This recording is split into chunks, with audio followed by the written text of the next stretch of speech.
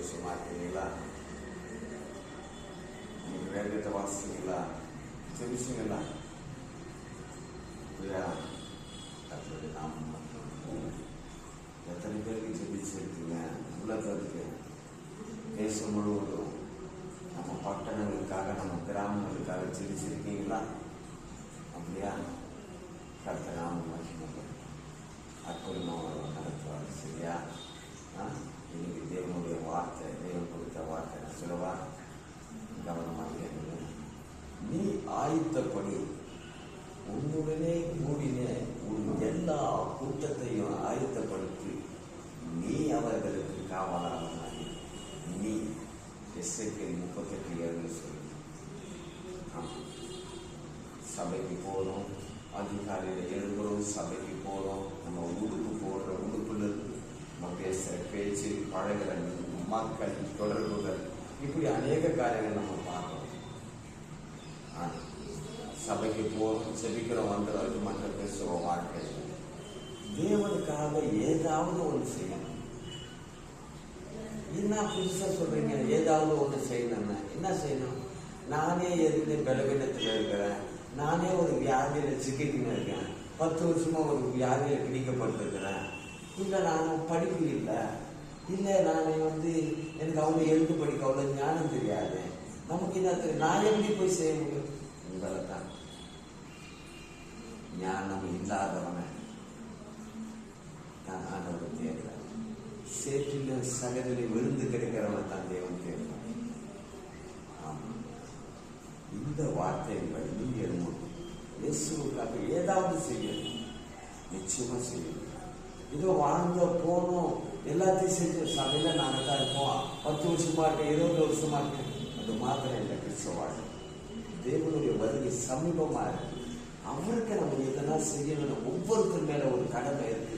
தேவனுக்காக நம்ம செய்யணும். இங்க பாருங்க, உன் பலவீனத்தை காட்டாதீங்க. ஐயோ எனக்கு இந்த இத்தனை வருஷமா நான் மாத்திரை சாப்பிடுங்க, மருந்து சாப்பிட, எனக்கு படிப்பு இல்லை, எனக்கு ஞானம் இல்லை, என்னால நடக்கணும் அப்படின்னு சொல்லாதீங்க. பாரு, இயேசு நல்லவர்னு சொல்லுங்க. அவரால் மாத்திரை தான் பரலோக ராஜ்யத்துக்கு போக முடியும்னு சொல்லு. இது போதும். ஒவ்வொரு வார்த்தை தேவன் எத்தனை பிள்ளைகளை வீட்டு கொண்டு வரணும் தெரியுமா? அப்படின்னு ஒவ்வொருத்தரும் பாருங்க, ஏதாவது ஒண்ணுமே இல்லை, விக்கிரகத்தை நோக்கி ஓடிட்டு இருக்காங்க. கும்பலா வைராக்கியமா இருக்காங்க. அந்த சாமி இது செய்யுது, இந்த சாமி இது செய்யுதுன்னு சொல்லிட்டு கண்ணு இருந்தும் காது இருந்தும் பேச முடியாத ஒரு விக்கிரகத்துக்கு அவ்வளவு பவர் இருக்குன்னு சொன்னாங்க. முகமுகமா நம்மளோடு கூட பேசுற தெய்வத்துக்கு நம்ம எப்படி நிக்கணும்? என்னை காட்டில எனக்கு பின்னாடி வர்றவனுக்கு அதிகமான வர்றங்களையும் வல்லமைகளையும் தந்து என்னை விட அதிசயமா செய்ய போறான்னு சொல்லிட்டு பொறுப்பை நம்ம கிட்ட ஒப்படைச்சிட்டு போயிருக்காரு தேவன். அவருடைய வருகையை நம்ம என்ன செஞ்சோம்? கர்த்தருடைய ராஜ்யத்தை நிரப்புவதற்கு ஒவ்வொருத்தரும் கடமைப்பட்டவர்களாக அந்த பாரத்தை சுமந்தவர்களாக நிற்கணும். ஒவ்வொரு நாளும் ஏதாவது செய்யணும். குறைஞ்சபட்ச எத்தனை ஆத்துமாக்கள் தேசத்துல அழிஞ்சுக்கிட்டு இருக்கு தெரியுமா? எத்தனை ஒவ்வொரு நாளும் இறந்து போறாங்க தெரியுமா? ஒவ்வொரு நாளும் ஒரு ஆம்புலன்ஸ் இப்படி போகுது, இப்படி வியாதிப்பட்டேன், ஒரு படுக்கையில் இருக்கிறேன், இங்க இந்த பிரச்சனை, அந்த ஐயா நல்லா இருந்தாங்க, இறந்து போயிட்டாங்க. இப்படி பலவிதமான போராட்டங்கள் இந்த தேசத்துல ஆளுகை செஞ்சு கொண்டு இருக்கு. எத்தனை பேர் மறிச்சுக்கிட்டு இருக்காங்க. நீயும் நானும் தான் தேவனுக்கு கணக்கு கொடுக்கணும். சும்மா கிடையாது. எனக்கு படிப்பு இல்லை, எனக்கு ஞானம் இல்லை, தேவன் கிட்ட சொல்லி தப்பிக்கிறது கிடையாது. வாழ்க்கை படிப்பு எதுவுமே இல்லைன்னா கூட சரி, நீ இயேசுக்காக எதெல்லாம் செய்யணும்னு சொல்லிட்டு அந்த பாரத்தோட போய் நின்று பாரு. தேவன் உன்னை நடத்துவாரு. அவர் உயிர் உள்ள தேவன். அவருக்காக நீ ஏதாவது செய்யணும். ஒவ்வொரு நாளும் குறைஞ்சபட்சம் ஒரு 5 பேருக்காவது தேவனுடைய வார்த்தையை எடுத்து சொல்லும். தேவையில்லாத ரெஸ்டாரண்ட் போறோம், டீ கடை போறோம், டிஃபன் ஷாப் போறோம், சினிமா தியேட்டருக்கு போறாங்க, சீரியல் பாக்குறாங்க, ஊருக்கெல்ல உலகக்கதை என்னென்ன பேசுறாங்க.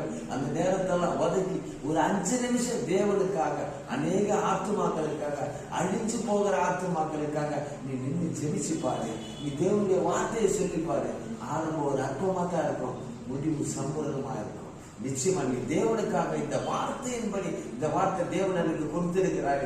இனி அமைதியா இருந்தது போதும், இனி அவ்வளவு வருஷம் வாழ்ந்தது போதும், இன்னும் எத்தனை காலத்துக்கு நீ இன்னும் உட்கார்ந்து இருப்ப? நீ செய்ய வேண்டிய காரியம் இருக்குது, நீ பயணப்பட வேண்டிய தூரம் ரொம்ப தூரம் இருக்குது, நீ தேவனுக்காக செய்ய வேண்டிய ஒரு காரியங்கள் இருக்குது. நீ எழும்பு, எதை குறிச்சும் பார்க்காத, எனக்கு வியாதி இருக்குன்னு பார்க்காத, பலவீனத்தை இருக்குன்னு பார்க்காத, என்ன இவங்க போனா எதா சொல்லிடுவாங்க, அவங்க போனா எந்த வேண்டாம், எந்த சாக்கு போக்கும் வேண்டாம். உன்னால முடியும். நீ தேவனுக்காக நின்னா உன்னால முடியும். நீ எதுக்கு முடியலன்னு பாக்குறியா, உனக்கு ஞானம் இல்லைன்னு பாக்குறியா, தேவன் கிட்ட கேளு. நிச்சயமா தேவன் ஞானத்தை கொடுப்பாரு. தேவனுக்காக எதுவுமே நிக்கிறவர்களாய், தேவனுடைய ராஜ்யத்தை கட்டுகிறவர்களாய், ஆத்துமாக்களை பாரம் உள்ளவர்களாய் நம்ம திறப்பில் நின்று தேவனுக்காக நின்று தேவனுடைய ராஜ்யத்தை செய்து முடிப்போமானால் தேவனுடைய உண்மையும் உத்தமமாய் ஊழியம் செய்தேனே ஊழியக்காரன் என்று சொல்லத்தக்கதான ஆசீர்வாதத்தை நமக்காக வைக்கப்பட்ட கிரீடத்தை நாம் பெற்றுக்கொள்வோம்.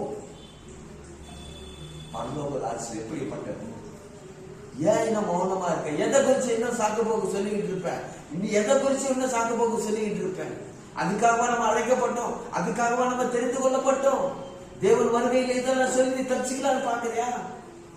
முடியாது. தேவனுக்காக நில்லு. ஒரு ஆம்புலன்ஸ் வண்டி போகுது, எத்தனையோ பேர் ஆபத்துல போறாங்க. ஐயோ, எத்தனையோ ஒரு ஆத்மா போத ஏசப்பா, அந்த ஆம்புலன்ஸ்ல போற, வியாதியில போற அந்த குடும்பத்தை, அந்த ஆத்மாவை நீங்க காப்பாத்துங்க அப்படின்னு சொல்லி ஜெபம் பண்ணு. எத்தனையோ பேர் மறிச்சுட்டு இருக்காங்க. போன வருஷம் பார்த்தவங்க இந்த வருஷம் இல்ல, நம்ம கூட பயணப்பட்டவங்க இல்ல, நம்மளோட கூட உறவுகள் இல்ல.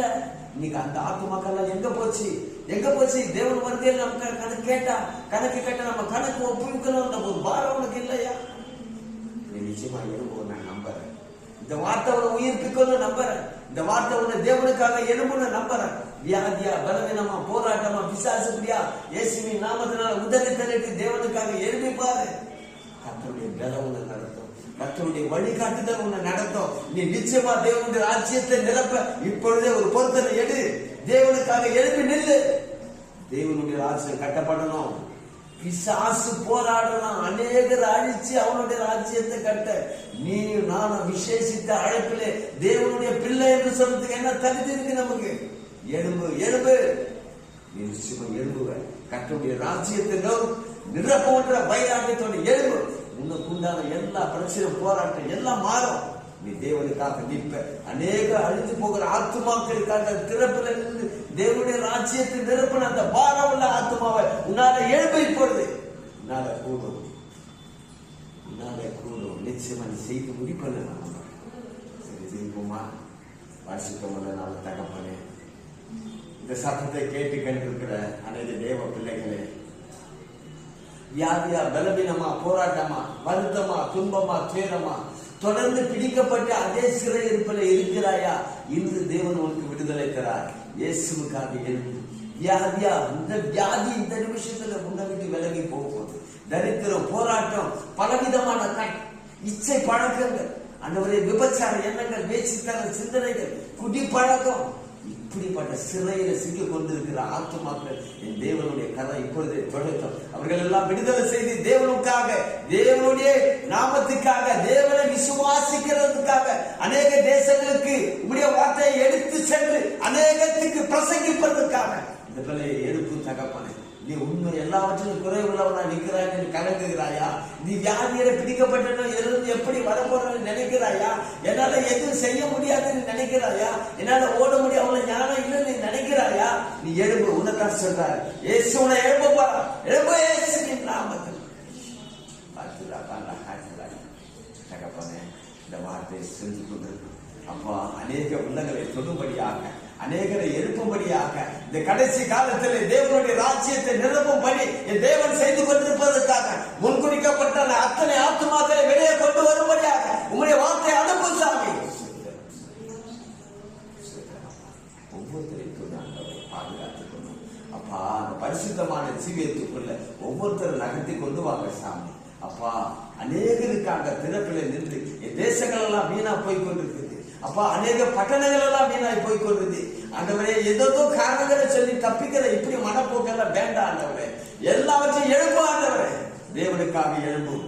நீ அநேக ஆத்து மக்களுக்காக திறப்பில் நின்று நீ காவலாளனா நின்று நிச்சயம் உன்னை நடத்துவான். என் தேவனுடைய கதம் கூட இருந்து நடத்தும். எல்லா துதிக்கான மகிமை எல்லாம் ஒருவருக்கு செலுத்துகிறோம். என் மீட்பரும் ரட்சகருமா இருக்கிற இயேசு கிறிஸ்துவிடம் சொல்லி ஜெபிக்கும். என் ஜீவனுள்ள நல்ல பிதாவே. ஆமென். Praise God. ஹalleluya.